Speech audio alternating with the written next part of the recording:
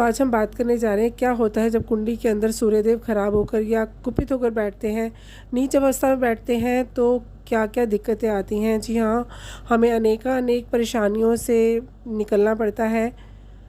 मान सम्मान चला जाता है, धन धान्य चला जाता है, ऊर्जा चली जाती है, चेहरे का तेज चला जाता है। तो आज बात करने जा रही हूँ कैसे हम सूर्य के तेज की तरह चमके, कैसे हमारा भाग्य चमके। मैं हमारे एस्ट्रोलॉजी से आचार्य उर्वशी आप सभी का बहुत बहुत स्वागत करती हूँ। उम्मीद करती हूँ आप सब अच्छे से होंगे।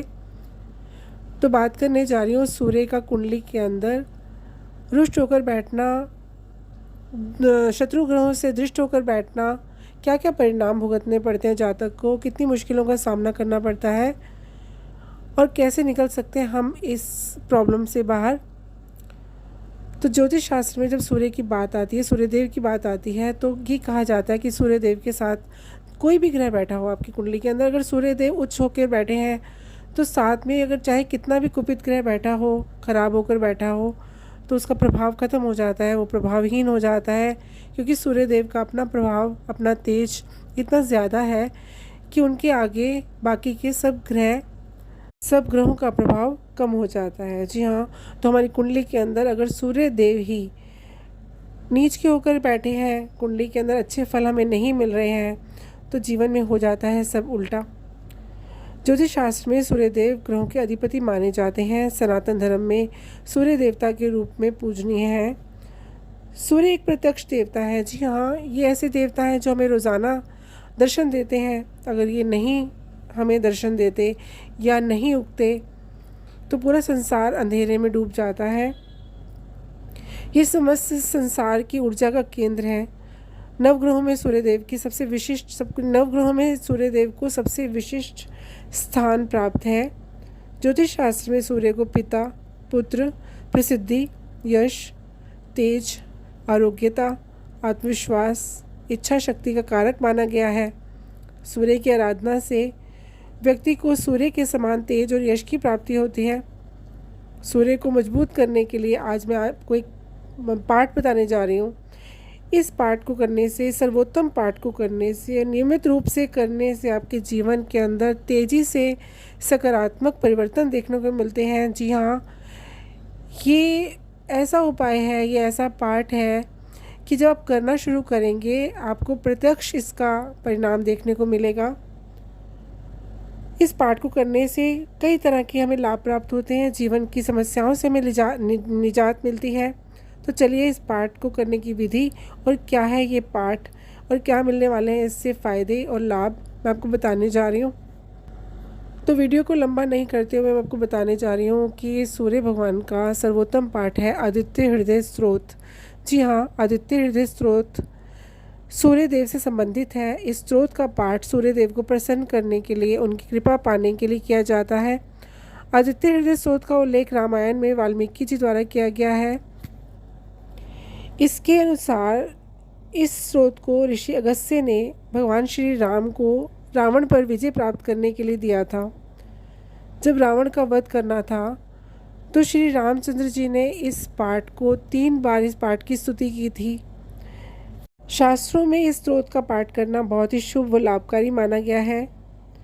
ज्योतिष शास्त्र में भी आदित्य हृदय स्तोत्र को काफ़ी महत्व दिया गया है। इस स्तोत्र का नित्य पाठ करने से जीवन के अनेक कष्टों का निवारण होता है। तो अब मैं आपको बताने जा रही हूँ कि इसकी विधि कैसे करनी है, इसको कैसे हमने शुरुआत करनी है। इस पाठ की करना क्या है, हमें शुक्ल पक्ष के रविवार से शुरू करना है। ध्यान रहे, हमें शुक्ल पक्ष के रविवार से शुरू करना है। ब्रह्म मुहूर्त में उठकर स्नान आदि करके स्वच्छ वस्त्र हमें धारण करने हैं और तांबे के लोटे में जल भर के थोड़ी सी उसमें रौली या चंदन, लाल चंदन और थोड़े से फूल डाल के सूर्य भगवान को हमें अर्पित करना है। सूर्य को जल देते वक्त गायत्री मंत्र का जाप करें और वहीं सूर्य देव के सामने उनके समक्ष आदित्य हृदय स्तोत्र का पाठ करें।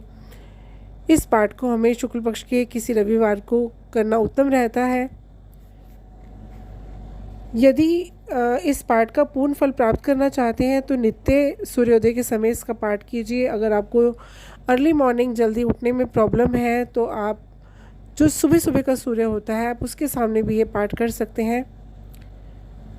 पाठ समाप्त होने के पश्चात सूर्य देव का ध्यान करते हुए उन्हें नमस्कार कीजिए। यदि प्रतिदिन पाठ नहीं कर सकते तो प्रत्येक रविवार को कीजिए।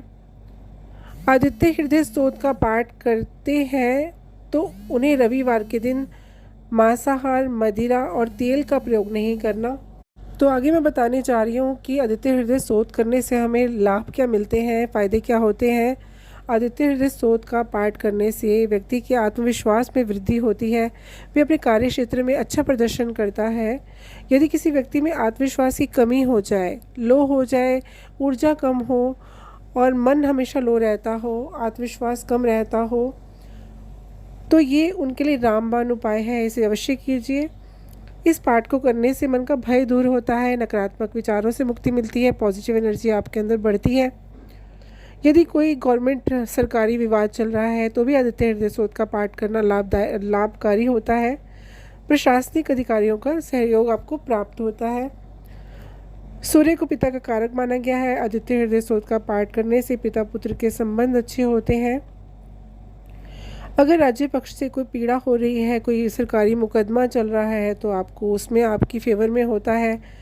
लगातार रोग परेशान कर रहे हैं, घर में रोग आ गए हैं, निकल नहीं पा रहे, खासकर हड्डियों से या आँखों से रिलेटेड आपको प्रॉब्लम्स हैं तो वो दूर होती हैं। जीवन के किसी भी बड़े कार्य में सफलता पाने के लिए आप इसका पाठ कीजिए, उत्तम होगा।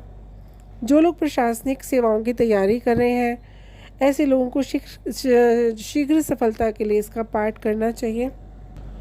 और सावधानी ये है कि बिना नहाए इसे बिल्कुल नहीं करना। और दूसरी सावधानी ये है कि रविवार के दिन झूठ बोलने से बचें। जी हाँ, आपको झूठ का सहारा नहीं लेना। और आगे मैं कहना चाहूँगी कि अगर जीवन में किसी भी अवसर पर आप हार मान रहे हैं, लो हो रहे हैं, आपकी ऊर्जा कम हो रही है, तो आप बिल्कुल नहीं हार मानिए, आप बढ़िए आगे। कलयुग के अंदर रामबाण उपाय है ये।